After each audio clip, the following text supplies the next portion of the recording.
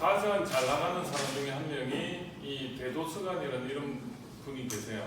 한 달에 수입이 5천만 원이 되고 이 친구가 인적 사항을 한번 볼게요.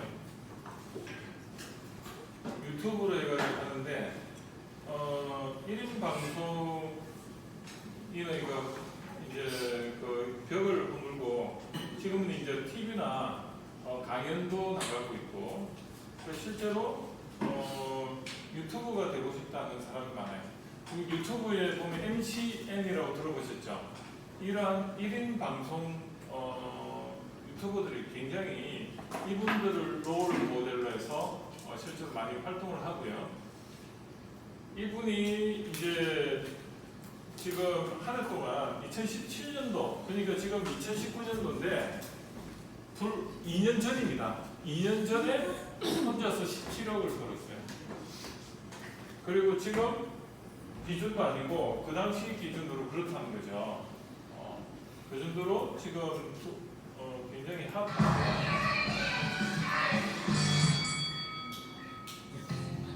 잘 봐봐요. 겁나 리얼했지? 엄청 달렸지? 이러니까 밖에서 스케줄마다 나가서 사람이 써야 되겠어요? 안 써야 되겠어요? 내가 더 잘 쓸 수 있을 것 같은데? 이거 봐. 이렇게 적어서 가방에 툭툭 들어가고. 요즘에 내가 팔이 힘이 없어요, 자기. 이렇게 가벼운 거 들고 다니겠어요? 안 되겠어요? 나야말로 이제요. 운동하다가 엘보 다쳐가지고 팔에 힘이 얼마나 없는 줄 알아? 빨리 아니 이렇게 없는데 이렇게 힘이 없는데? 힘이 없으니까 더 무거운 걸로 힘을 키워야죠. 그리고 이거 봐봐. 딱 핑크색이잖아. 완전 핑크색이 나한테 딱 어울리잖아. 내가 소녀시대 팬클럽 인기 세원 이거 모르니? 소원 인기라고. 소원 메인 컬러가 바로 핑크색이거든. 남자라면 핑크지. 그냥 핑크색도 아니고 아주 고급스러운 로즈 블러쉬. 색깔은 알게 되는 거야? 그리고 이거 말고도 크라우드 블루랑 마운틴 그레이도 나온다고?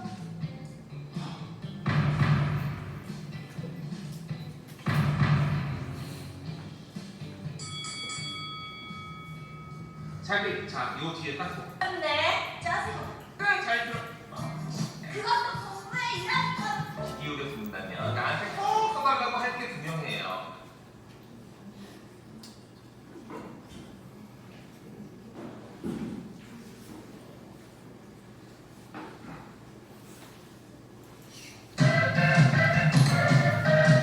안녕하세요. 여러분의 부탁이 제니 배도관이었습니다. 오늘 방송 시작해볼까요? 뿅! 안녕! 안녕하세요. 아, 끊지 마!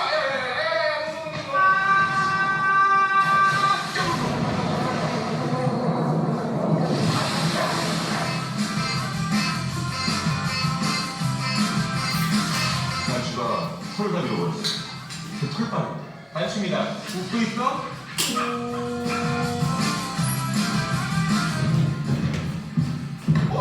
왔어! 어디에요? 선생님 됐어! 버리다!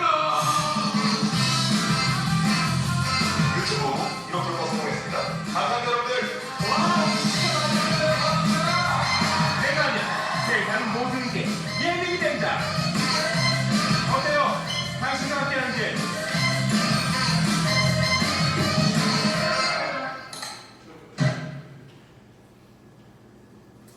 이분을 보면 저는 뭐가 생각나냐면 박명수 플러스 유재석 중간인 것 같아요. 그런 느낌 좀 안 받습니까? 목소리는 약간 박명수 스타일인데 하는 건 또 유재석. 그래서 여러분들도 이런 배도수관이라는 사람이 결국은 이제 지금 제일 좀 모든 영역의 중간이에요. 어떤 영역의 중간이냐면 MCN으로서 재미, 그 다음에 제품 소개, 뭐 이런 걸 이렇게 컨텐츠가 딱 중간이에요. 그러다 보니까 이 사람이 이쪽으로 가면 뭔가 개그 뭐 이런 거 있죠. 개그맨이 나와가지고 뭐 행사 진행하는 그런 느낌도 들고. 그래서 뭔가 이 사람은 굉장히 영역을 넘나드는데 이게 자기의 포지셔닝이 그렇게 된 거예요. 그래서 이 사람이 하는 걸 보면 다 재밌는 거야. 재밌으니까 계속 보게 되고. 자.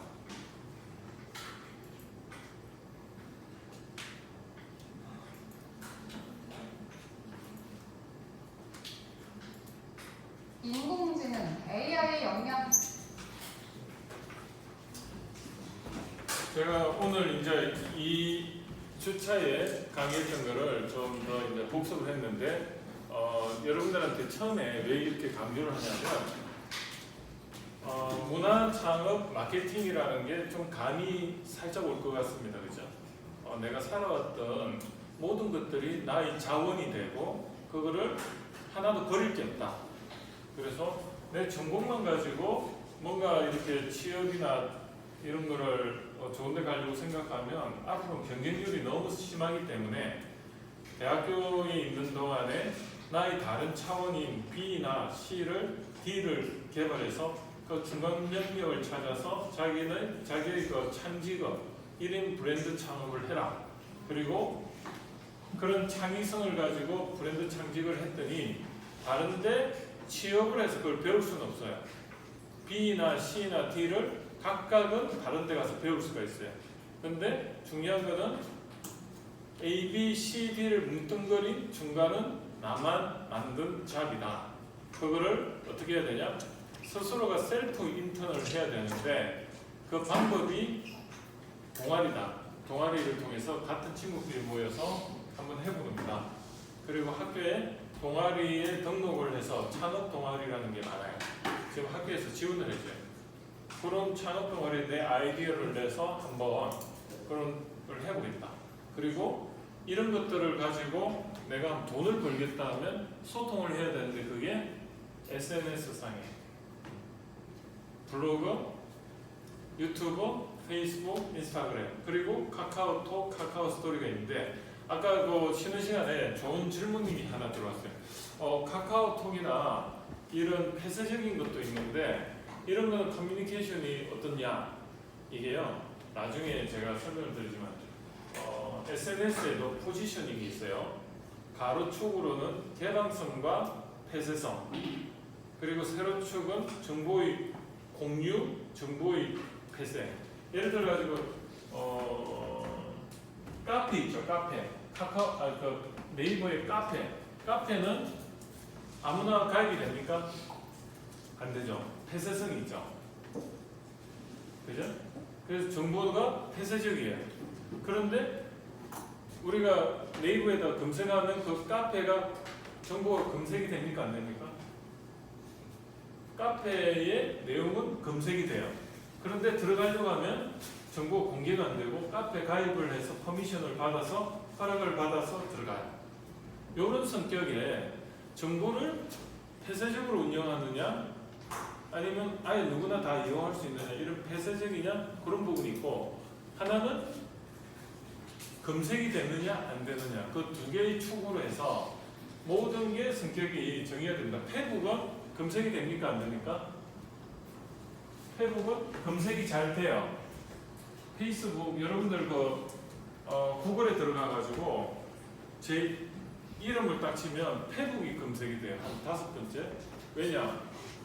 페북은 누구나 공개되어 있기 때문에 볼 수가 있습니다. 그럼 페북은 어떤 역할? 정보도 공개가 되고 검색도 되는 모든 게 다 오픈되어 있는 거예요. 그래서 페북에다 올리면은 광고 효과가 크겠죠. 홍보 효과가 크겠죠. 그런데 내가 친구들과 관계에서 내가 페북에 검색이 안 되고 우리끼리 뭔가 그냥 친구들은 뭐죠? 마음껏 그냥 모든 걸 공유할 수 있는 남들한테 검색이 안 되고 정보도 공유가 안 되니까 그게 카카오톡이거든. 카카오톡은 우리가 스마트폰으로 통화해가지고 친구하고 말하는 거를 문자화 시켰다고 합니다.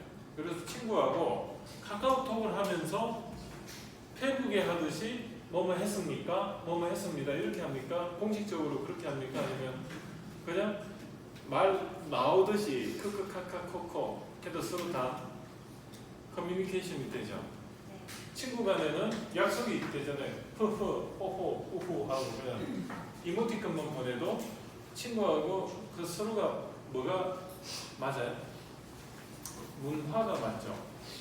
친구와 나 사이에는 서로 생각하는 규칙도 비슷하고 그리고 서로 하루 종일 붙어 있기 때문에 생각하는 생활 양식이나 방식도 비슷하고 그러니까 말이 필요가 없어. 그냥 이모티콘으로 주고받아도 문화가 공유가 돼요.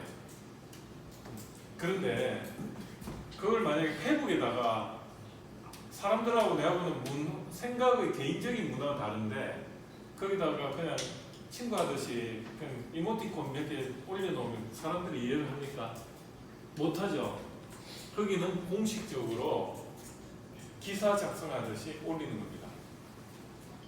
그런데 페북에다가 블로그에 올리듯이 카페에 올리듯이 이만큼 내가 올리면 사람들이 볼까요?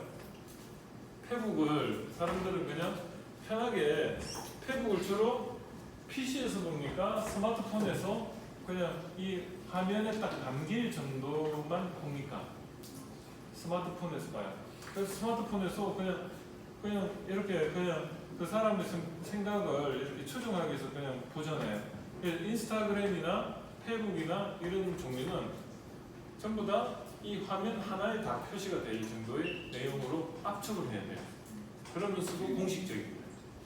그래서 그런 특성을 여러분들이 알면 SNS의 다양한 툴들을 내가 ABCD라는 영역에서 사람들한테 내가 홍보를 할 때 어떤 툴을 가지고 어떻게 전달을 해야 소통을 해야 되는가를 정확하게 판단을 할 때 나는 파워 블로그가 되고 새로운 창직이 되고 그걸 통해서 내가 뭘 해도 그게 마케팅적으로 사람을 많이 모으게 되고 그러면은 돈이 되는 거예요.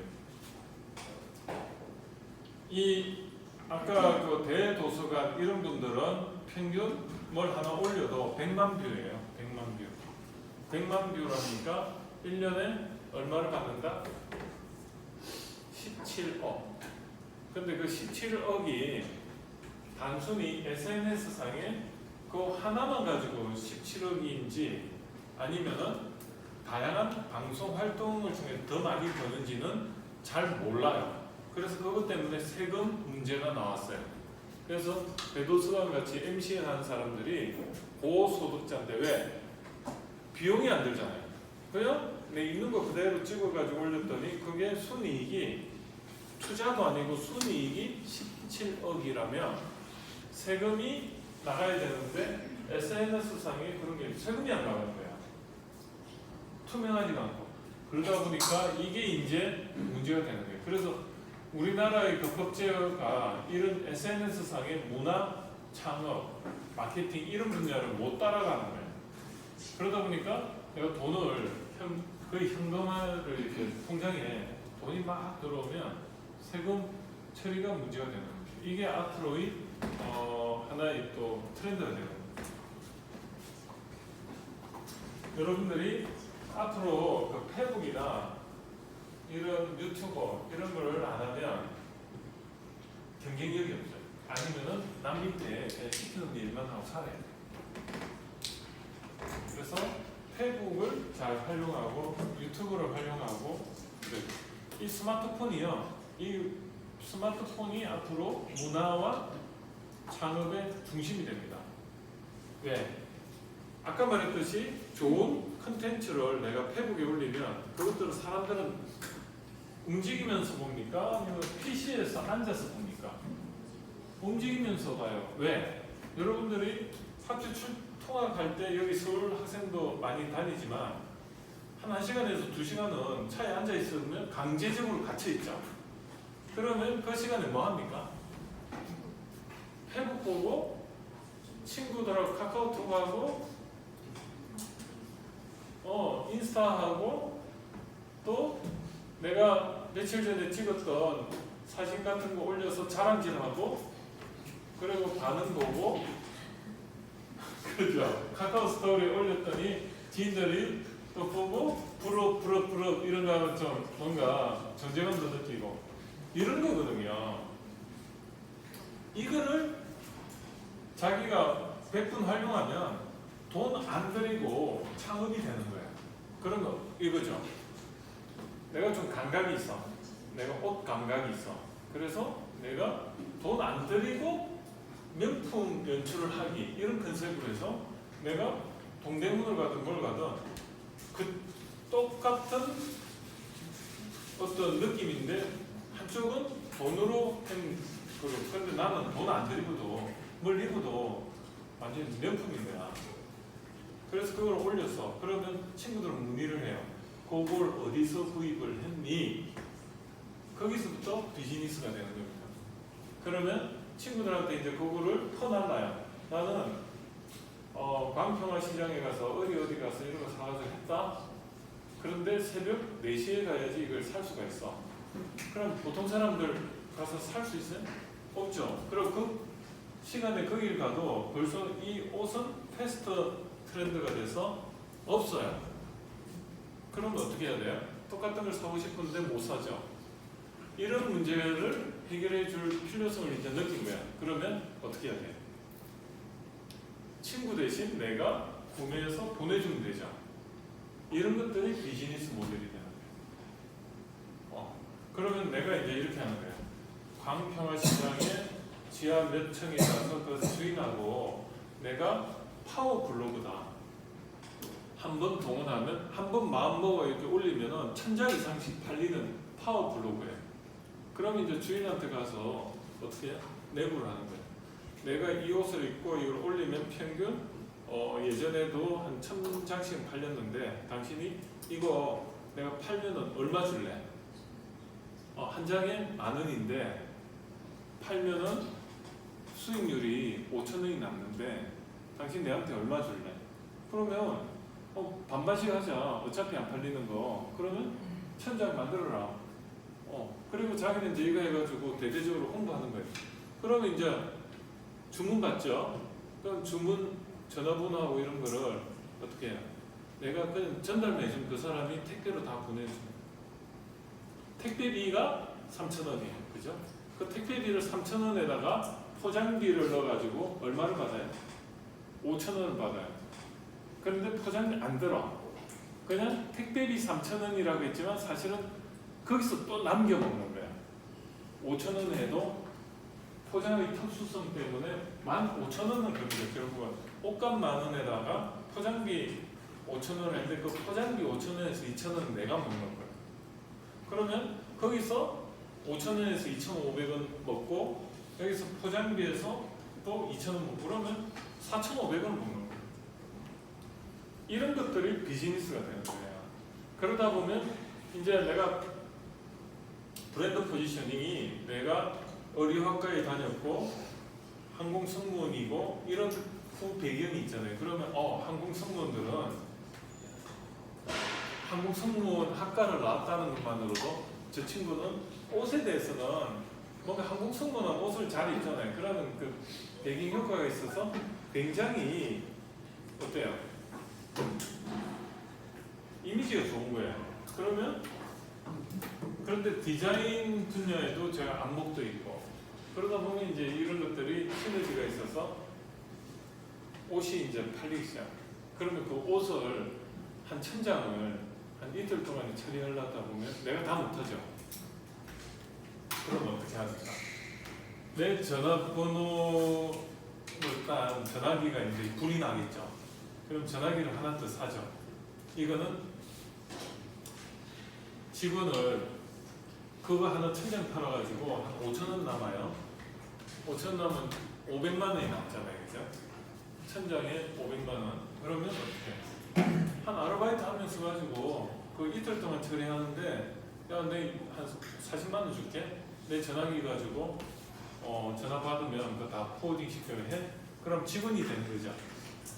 그리고 나는 내 전화기가 개인적인 전화하고 그리고 이게 공식 전화기가 되고 그러다 보면 이게 하루만 하고 끝나는 겁니까? 이틀만 하고 끝납니까?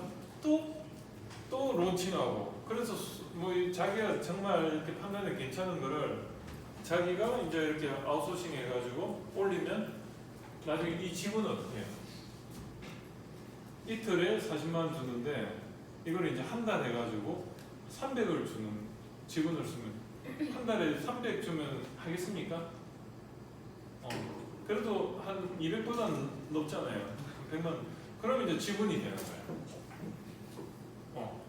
그리고 이 직원은 이걸 통해서 또 일을 많이 배워요.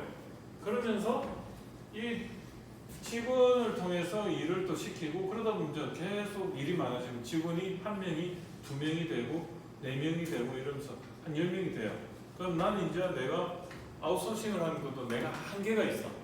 그러면 이 직원 중에 좀 감각이 있는 친구들을 뽑아가지고 내 대신 물건을 고르게 하고 나는 그냥 이제 옷만 입고 촬영만 하는 시스템으로 가는 거예요.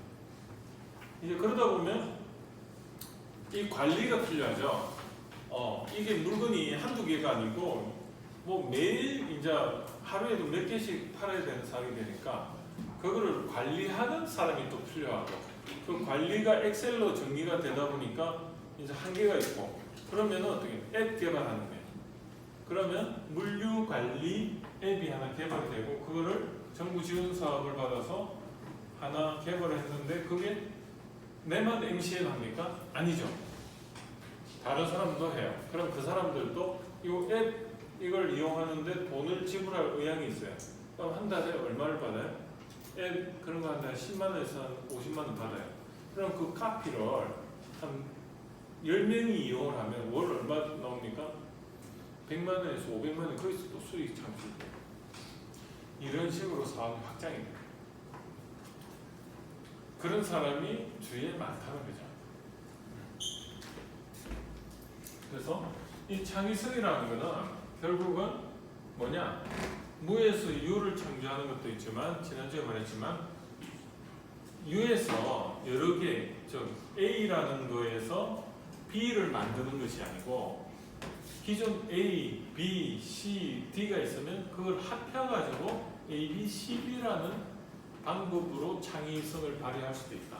그런데 후자가 더 쉽고 시장이 있기 때문에 A 없는 기존 A를 무시하고 새로운 B를 만들어내는 것은 굉장히 시장도 없을 뿐더러 B라는 문화를 사람들한테 또 알리고 하는 데는 노력이 많이 드는 거예요. 사업 성공할 확률이 없어요. 반면에 기존 A, 내가 그 전공이 A라는 전공이 있으면 B라는 전공도 알고 C라는 전공도 알고 D라는 전공까지 무려 4개의 전공을 알면은 그 중간 영역을 가지고 A, B, C들을 만들고 그걸 가지고 줄곧 내가 그 영역을 넘나들면서 내가 고객들과 소통을 하는 거예요. SNS로 그걸 소통을 하는데 그 SNS의 툴이라는 게 특성이 있기 때문에 사람들이 원하는 방식의 SNS를 구사를 해서 그 안에 컨텐츠도 그 SNS 특성에 맞는 컨텐츠로 구성을 해서 유통을 하면 먹힌다. 그게 제일 핵심입니다. 그게 문화 창업 마케팅이고요. 이 문화라는 거는 결국은 사람을 대상으로 하는데 그 사람이 생각하는 그 무리가 생각하는 타겟 고객이라고 하는데 마케팅에서 이 타겟 고객들이 생각하는 생각의 방식 그리고 그 사람들이 해가 다니는 의류 아니면 뭐 여러 가지 생활 양식 이런 것들이 문화라는 거죠. 기존 문화는 어떤 문화죠?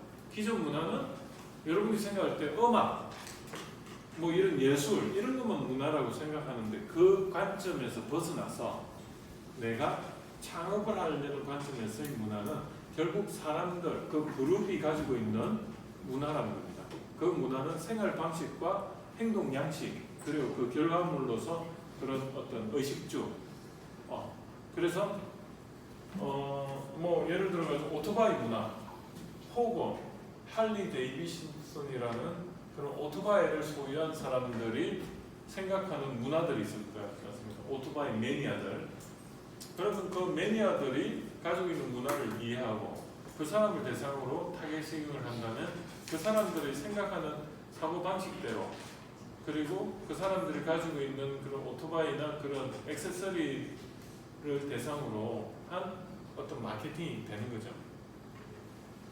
그래서 문화라는 것은 시장을 발굴하는 하나의 수단이 될 수도 있고 그리고 그 문화를 만족시켜주는 가치를 제한하는 하나의 솔루션이 될 수도 있고 내가 가지고 있는 A, B, C, D라는 나만의 문화를 가지고 시장이 원하는 문화를 만족시켜주는 가치 제안을 해주는 거죠.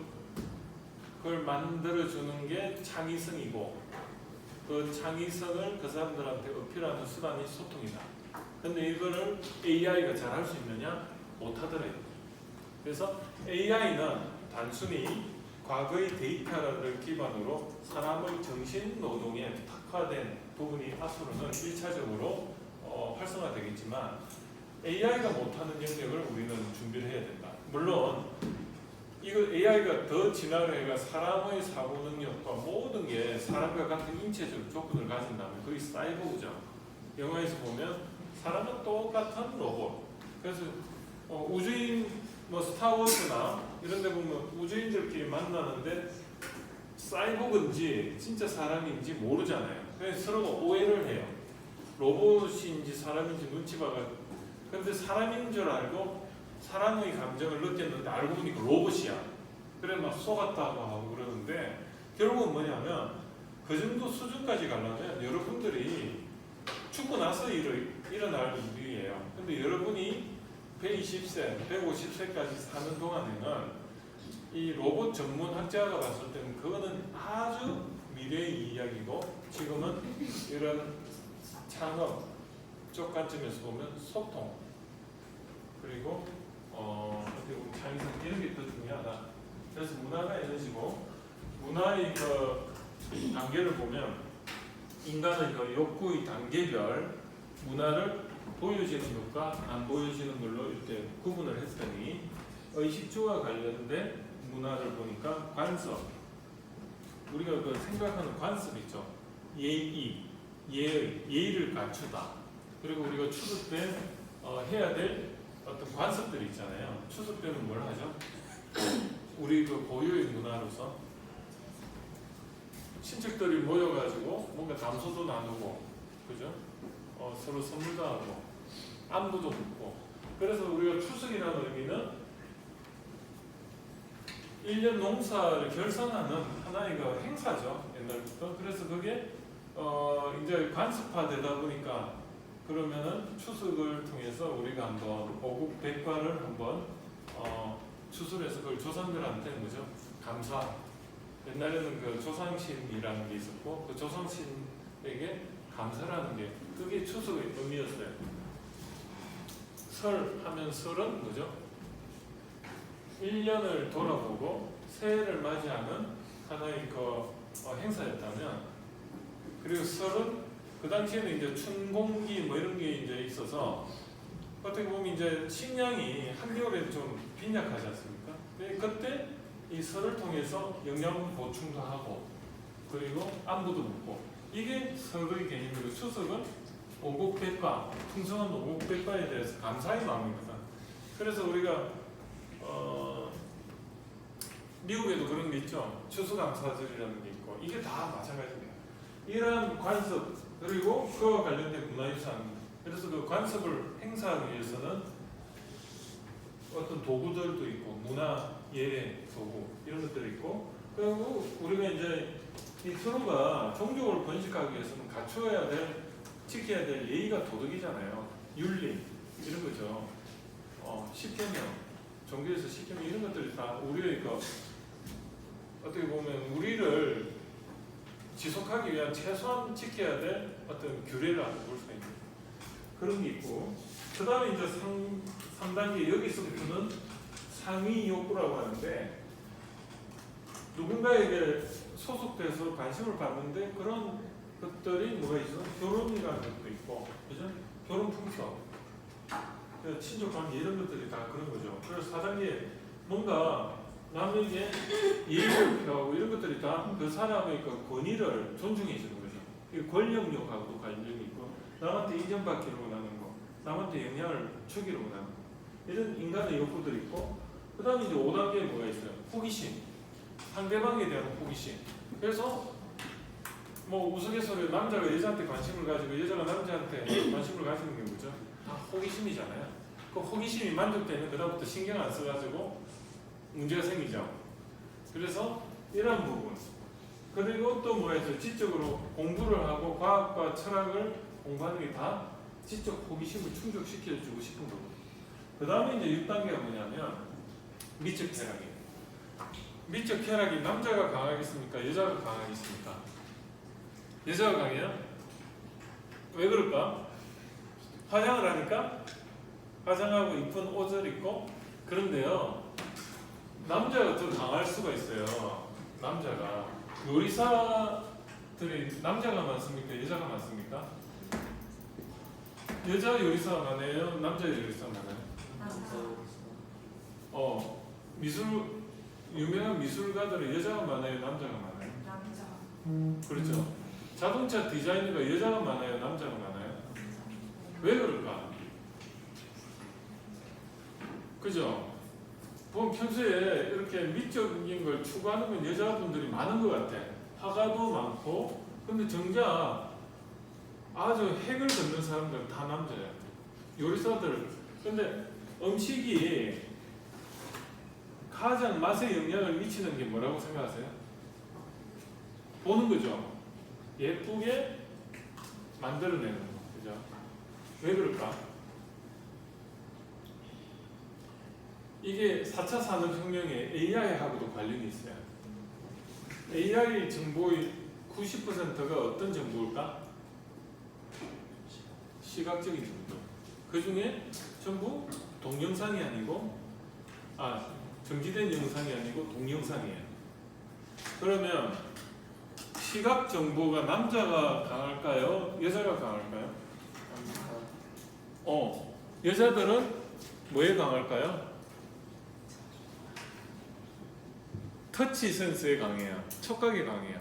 그래서 여자들은 거기에 진화론적 관점에서 보면 옛날에 채집, 수렵, 농경 시대에는 남자들은 뭘 했죠? 사냥을 했죠. 그러면 사냥을 하려면 남자들은 시각 정보가 발달해야 되죠. 먼 데서 뭔가 현상을 보면 저게 내가 먹을 건지 안 먹을 건지, 채집 수렵을 해야 될 건지 안 할 건지를 찾아내는 능력이 거기 유전적으로 이렇게 물려받았다고 볼 수 있는 거죠. 그래서 숨은 그림 찾기라면 여자가 잘할까요? 남자가 잘할까요? 그건 잘 모르겠어요. 숨은 그림 찾기는. 근데 중요한 거는 남자는요, 생식, 종족 번식 같은 걸 할 때 남자가 더 시각적으로 발달할까요? 여자가 발달할까요? 그러니까 이거예요. 여자의 그 미적 기준이 남자가 이렇게 봐서는 뭐냐면 애 잘 낳고 종족 번식을 잘할 그런 기준으로 보면 애를 잘 낳는다는 건 뭐죠? 이건 또 이게 또 언론에 나오면 이상하게 되는데 뭐냐면 결국은 그렇게 아기를 잘 놓을 수 있는 환경에 미적인 게 우리는 그게 머릿속에 들어가 있는 거예요. 그러다 보니까 미스 코리아들이 보면 그런 관점에서 아마 나오지 않았을까. 결과적으로 애를 잘 놓는 구조로 뭐냐면 정보라는 거는 이 남자는 시각적인 게 강한 건 맞는 것 같아요. 왜냐하면 자동차 디자인을 보면 조지아 뭐 유명한 사람도 뭐 근데 자동차도 마찬가지로 미적 감각에서 보면 안정적인 구조를 구현하는 거는 역삼각형일까요? 아니면 그냥 이 정삼각형일까요? 피라미드 구조일까요? 아니면 피라미드 거꾸로 구조일까요? 피라미드 구조죠. 3도 피라미드 구조고 다 이렇게 밑에가 펑퍼짐하게 이렇게 나오지 않습니까? 거기 자동차에도 그렇게 나와요. 바퀴가 오버행 디자인이라 바퀴가 좀 밀어내듯이 이렇게 튀어나오고 스포츠카들이 대부분 근육질로 되어 있는 바퀴 크고 바닥에 쫙 붙었죠.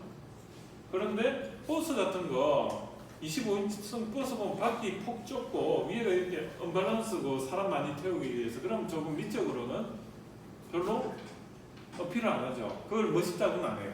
그런데 승용차 중에 조금 고급 승용차일수록 어때요? 근육질이면서 이렇게 바퀴가 밖으로 튀어나오고 이렇게 좀 안정감이 있죠. 바닥에 딱 달아붙고 미적 감각이. 그래서 사람은 뭘 이렇게 봤을 때 남자하고 여자하고 이렇게 갔을 때 남자가 보면 미적 감각이 있다고 볼 수 있는 게 눈이 자기의 그 이상형이나 이렇게 보면 여자친구가 있는데도 눈이 옆으로 돌아가죠. 내이다가 추종을 하죠. 이렇게 쫙 이렇게 그죠. 그래서 뭘 하죠? 선글라스를 낀다는 말도 있어요. 그죠? 뭐냐면 이거는 본능인 것 같아요. 그래서 그냥 남자는 미적 감각이 있는 거예요. 그래서 이렇게 보고 그냥 막 좋다 하고 이렇게 가는데 이거를 다른 사람이 볼 때는 조금 안 좋게 보는 수도 있는 거예요. 이게 저는 그래요. 남자가 이 끼가 있다, 미적 감각이 있다, 뭔가 생활력이 있다 이런 게 그런 사람들을 보면 또 뒷조사해 보니까 막 엄청 관계가 복잡하고 다 이유가 있지 않을까? 왜냐하면 막 이 미적 감각이 있다 보니까 능력도 있고 뭐 하여튼 그러다 보니까 옛날 같으면 채집 수렵을 잘하는 사람이겠죠. 왜냐하면 판단을 잘하고 그거를 빨리 판단해서 때려잡을 수 있는 어떤 판단력이 있습니다. 그래서 결국은 미적 쾌락이라는 것은 그런 관점에서 한번 생각해 볼 수가 있다. 그리고 내가 이제 최상위가 뭐냐면 자신감인데 우리가 이렇게 보면 어떨 때 나도 모르게 자신감이 없을 때가 있어요. 그러면 누군가에게 의지를 하게 되고 그런데 내가 그런 자신감을 회복하기 위해서 내 스스로가 셀프 에피카시라 해가지고 스스로 자신감을 가지는 방법이 뭐가 있을까? 어려운데 도전을 해서 내가 그걸 이겨내는 거죠. 그래서 보면 막 사람들 낙담하고 있을 때 뭐죠? 스스로 해병대 아니면 산의 정상을 한번 스스로의 노력에 의해서 한번 해본다든지 작게라도 뭔가 작은 성공을 통해서 자기가 성취감을 가짐으로 해서 나는 내가 그래도 이 정도까지는 할 수 있어 이런 자신감을 가지는 거죠. 여러분이 여기서 이 수업을 통해서 그런 자신감을 회복했을 때 이 수업이 굉장히 좋은 수업이라고 저는 생각합니다. 어떤 수업? 내가 이때까지 내 관점에서 문화창업 마케팅을 듣기 전에는 세상의 관점에서 지배를 받는 거예요. 세상의 관점에서 이게 무의식 중에 성적 지상주의에 영향을 받아가지고 내가 성적 외에 내가 새로운 어떤 다른 능력들이 많음에도 불구하고 1차원적으로 A라는 1차원의 레벨 경쟁을 통해서 내가 영어 성적이 좀 나쁜 것으로 인해서 모든 게 다 그걸로 인해서 디프레스 되는 거예요. 자신감이. 이런 것들을 이 문화창업 마케팅을 통해서 아니네? 앞으로 내가 그렇게 문화적인 문화적인 한국의 그 입시 문화라는 거에 영향을 너무 많이 받아가지고 내가 자신감이 많이 결여가 되었네. 이제는 관점을 바꿔서 내가 이렇게도 할 수 있구나. A라는 데다가 이 A라는 깊이로는 내가 경쟁이 안 되지만 성적이라는 단순 나라에서 만든 입시제도의 그 잣대로는 내가 그건 아니죠. 나는 다른 잣대로 재단을 하면 더 좋은 포지셔닝에 B, C, D가 있는데 이거를 내가 A, B, C, D라는 스스로가 새로운 차원을 만들어서 거기서 창의적으로 뭔가 문화 콘텐츠를 만들어내고 그걸 마케팅, 즉 세상과 소통을 통해서 대도서관과 같이 새로운 영역을 만들어내면 어떻게 마케팅이 되니까 내가 뭘 해도 돈을 버는 구조가 되는 거예요. 이게 핵심이거든요. 내가 단순히 전공을 만약에 항공서비스학과다. 그럼 거기에만 포커스를 맞춰서 A라는 차원을 가지고 내가 A사, B사, D사 이런 데만 간다고 생각하면 너무 깝깝한 인생이에요.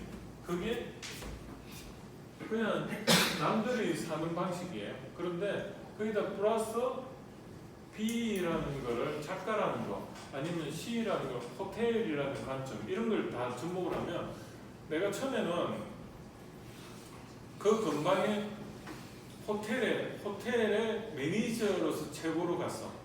아니면 그 전문성을 갔어. 그럼 이런 전문성을 가지고 A뿐만이 아니고 B하고 C라는 전문성을 가지고 하나는 B가 뭐죠? 아까 작가라든지 아니면 컨텐츠 크리에이터라는 작가로서 활동, 하나는 서비스 분야 호텔리어로서 그런 거 그걸 가지고 다시 한 2, 3년 하다가 다시 유명한 항공사에 지원을 했을 때 100% 취업을 한다고 생각해요.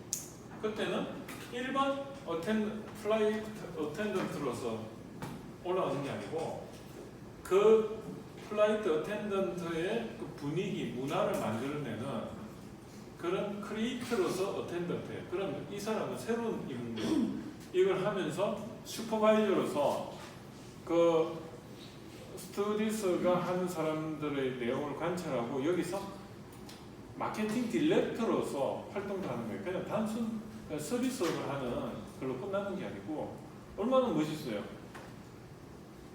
비행 문화를 만들어내는 어플라인 그 에어라인 같은데 그러니까 하나의 그 회사 크리에이터지. 그래서 승객 문화를 만들어내는 크리에이터로서 큐레이터로서 활동하는 거예요. 그래서 새로운 잡이 하나 나온 거예요. 그러니까 똑같이 채용이 됐는데 한 사람은 그냥 단순 CS 관점이 한 사람은 CS를 하는 게 아니고 와서 승객한테 어떻게 하면 새로운 관점에 이 회사를 홍보해 줄 수 있는 뭔가 서비스를 개발하는 이런 걸 하니까 같은 업무를 해도 다른 역할입니다.